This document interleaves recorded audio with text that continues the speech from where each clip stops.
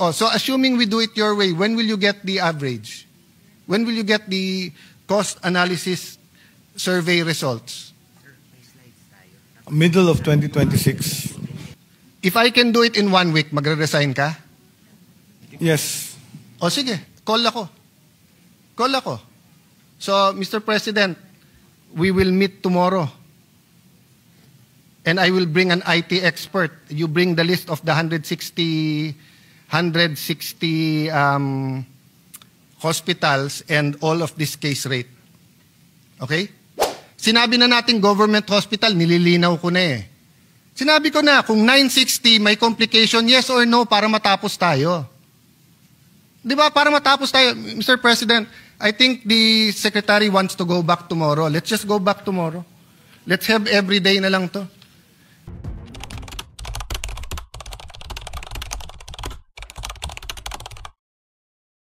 Why can you not have the survey para alam talaga natin magkano? So, if you're going to tell me... You're asking about a household survey done by I'm telling PSA you or a survey of hospitalization? We're surveying 160,000 households every 3 months. Household, not hospitals. Not hospitals. So we're surveying hospital yes. costs. So isn't it easier for you? You're going to do 160 hospitals na under your regulation, hindi nyo matapos kaagad? It's ongoing. We're doing it. Kailan matatapos? It's November na eh. For the survey to be completed, it's about 5 to 6 million claims that they started to average the cost. You don't need the claims. Ang pinag-uusapan dito, costing analysis. All you have to do is ask all the hospitals yung bawat ano nyo, magkano yon. So when there is a claim, there is also the actual cost and the bill. So PhilHealth has all that data. Kaya nga So there it's doing the survey of 5,000. Mr. Secretary, learn to listen then. I'm telling you, pinapahirapan nyo ang sarili nyo. Ito, cesarean section, 23,000 to 58,000 pesos. Sa Fabella, 37,000 pasok. Sa Makati Med, 18 to 240,000. All you have to do is ask Makati Med to average that for you. You send the survey forms, they send it back. You're talking about 160 hospitals. Kayang gawin ng 1 linggo yan. Pinapahirapan nyo sarili nyo. So, 2024, that's 9 years hindi kayo nag-survey. Sorry, 2017, 2018, 2019, 2020, 21, 22. 7 years. So last year, nilagyan nyo na lang percentage. Ngayon, November na, wala pa rin. So habang wala yan, niloloko natin ang tao sa billing nila.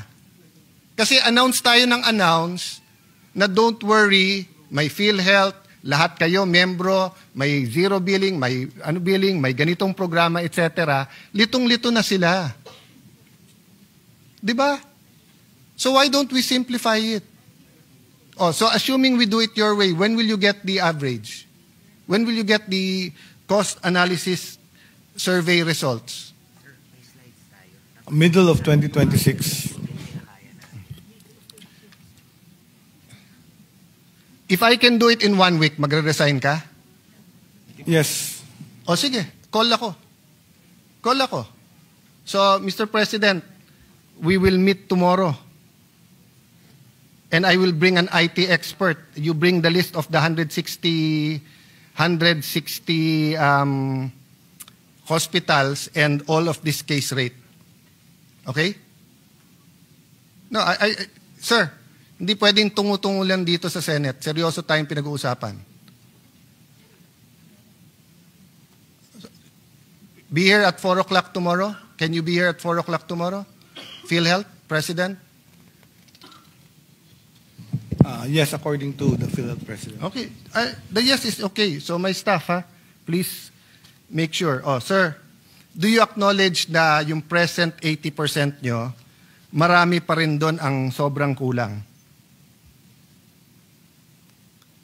80% of? No, yung inyong plus 30% plus 50%, do you acknowledge na marami pa rin na hindi na if you average it out and go to different hospitals, kulang siya? Yes, that's why PhilHealth is trying to go to DRG, because what happens is in a case rate, the diversity of costing is so high, so wide. Because it's so wide, there will be people that will be paying more, will spend more, and there will be people who are spending less. By going to DRGs, the payment scheme becomes more accurate. How long do you need to shift to that scheme?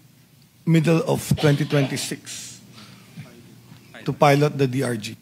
So ipapilot nyo right pala. now, it's actually being implemented as a shadow. Yeah, Mr. Shadow Secretary, billing. what I'm trying to tell you is even in the present cost analysis, you can do it right away and people won't suffer. But hindi nyo nalang aminin na kulang ang pera nyo, kaya hindi nyo magawa, kaya hindi nyo matupad yung pangako dun sa law na zero billing. Kasi yung even on the cost analysis, madaling gawin yun. Kasi mag-a-average ka eh. Kahit naman sa present nyo ngayon, nakalagay dito, let's say, coronary artery disease, bypass, 660 to 960, it's still naitama nyo nga yun sa yung sa bypass na mahal nga yun Kaya nyo naman itama sa iba Diba? Kasi you're in the Senate All you have to do is we finish that survey and tell us, sir, if you don't give us more money, hindi namin mababayaran. We don't expect you naman to pick from your own pocket Diba? Pag natapos natin tong lahat na survey na to, at lalabas, eto yung number of patients, average, eto yung pera. Mr. Senators, Congressmen, Mr. President, you're giving us 60 billion, pero sa computation namin, pag inayos namin yung case rate, 120. So ang kaya lang namin sa mga to, libre, o kaya 50%. Diba? Garbage in is garbage out If we do not have these rates, and we haven't had it accurately till 2017, we cannot really tell people na isi-zero billing namin kayo. Pwede ba, kung cesarean, pwede ba pagdating sa heart center, boss, cesarean ako, pero sobra kasi dito, hindi zero billing, i-bypass nyo na lang ako. Pwede natin pagyabang na ang bypass kasya. Paano ngayon mga kailangan ng cesarean? Tapos pupunta dun sa mga ospital na zero billing, puno. So wag muna sila manganak.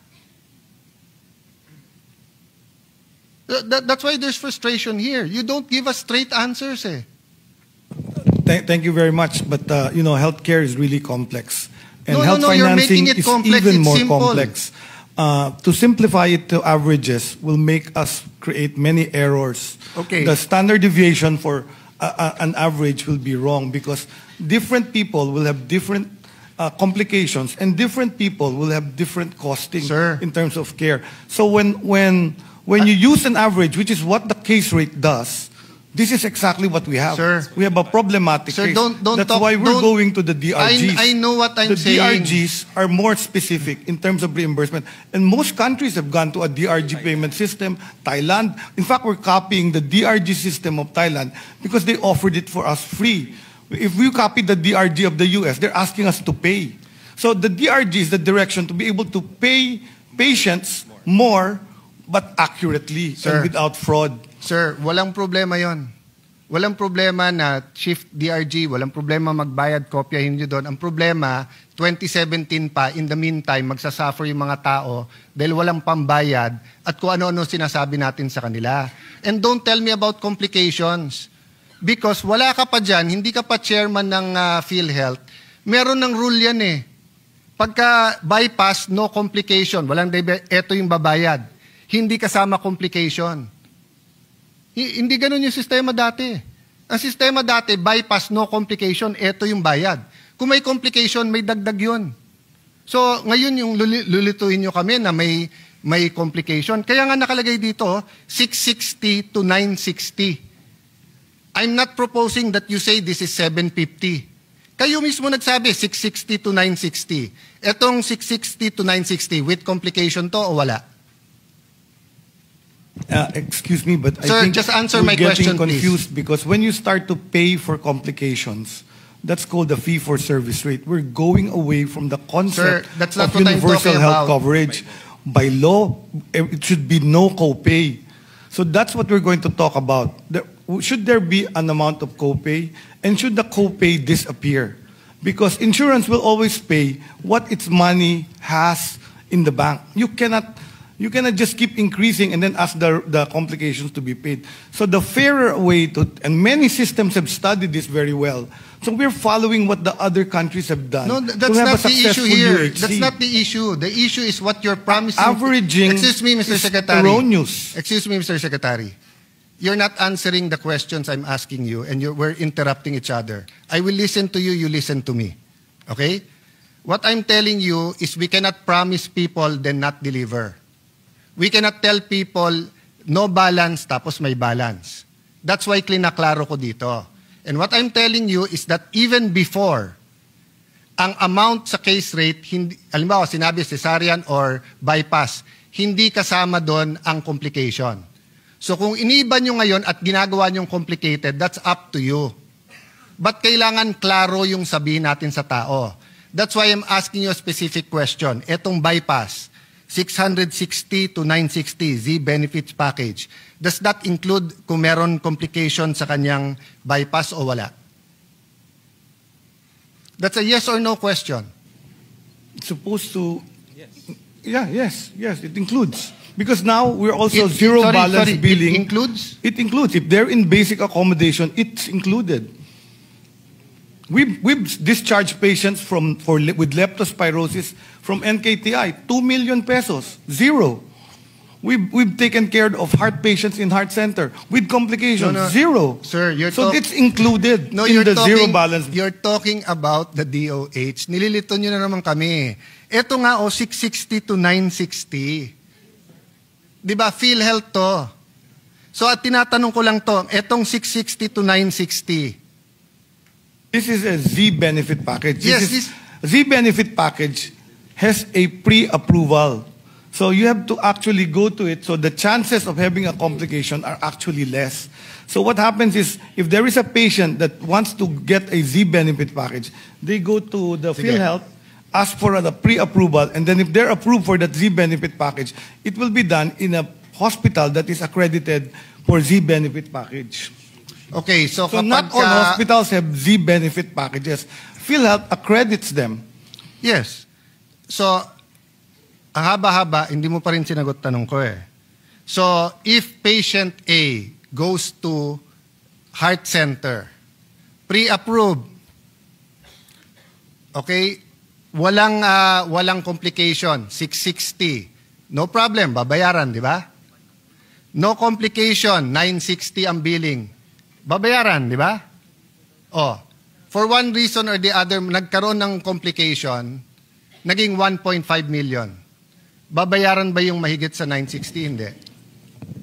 Zero balance is applied for all patients admitted in basic accommodation. Okay. So yes. If this patient is Z-balance, yes or no lang eh. Wait, I will tell. If this patient is Z-benefit, excuse me, sir. they are admitted in basic accommodation and they will have no copay. It will be zero. But if they are in a pay ward, they will be charged for the complication. Sir, do you think I'm stupid?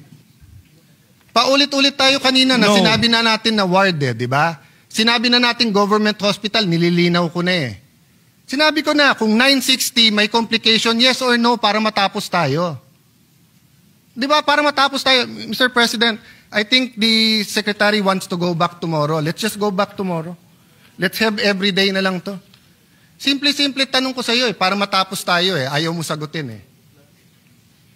Di ba? Tinanong ko sa iyo, heart center. Heart center is a government. Heart center, zero balance. Oh, zero balance. Hospital. Sir, hindi mo pwedeng yes or no? I said yes earlier. Oh, then stop at yes. Okay? Oh, so 960, walang complication, bayad. Sabi mo yes. 1.5 million dahil nagkaroon ng complication, ha? Ano to? Indigent, nasa babayaran dahil zero billing. Okay. Lipat ka ngayon sa private hospital. Naka-charity ward. Walang complication. The 660 till 960 covered, di ba? Yes, okay. Nagka-complication, 1.5 million. Magkano lang covered? 960. 960 lang. Yeah. So that's what I'm saying from the start. Yung cost mo na to doesn't include complications. So don't tell me kanina na complex kasi to kasi pwedeng may complication. Yung amount mo dito is for basic. So if you do the survey in all the hospitals, then announce to people, eto yung rules. Kung government hospital, ganito. Kung private, ganito. Ilan kami dito? Si Senator JV, nakailan amendment na yung PhilHealth? We were here then. So we know the law. We know na kulang ng pera. Hindi yun yung issue. Ang issue, chairman po kayo ng PhilHealth, hindi nyo ginagawa yung survey. And then sasabihin nyo ma-migrate, pilot pa lang, next year pa lang.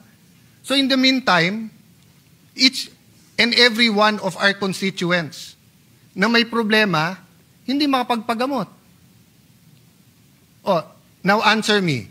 With the zero billing, ilan lang ang kasya sa government hospitals natin? Ilan ang beds ng ating government hospital? Na basic na sasabihin nyo. Total. 90% of the total public beds in the And how many hospitals. public beds do we have? Excuse me, sir. I'm asking the secretary. Excuse me. Sir Secretary, you mean you don't know that? That's basic info.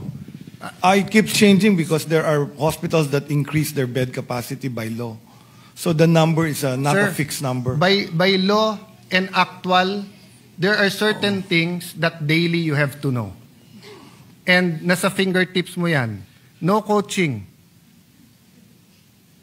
I am testing the secretary precisely because I want to know if he's diligent on this or not.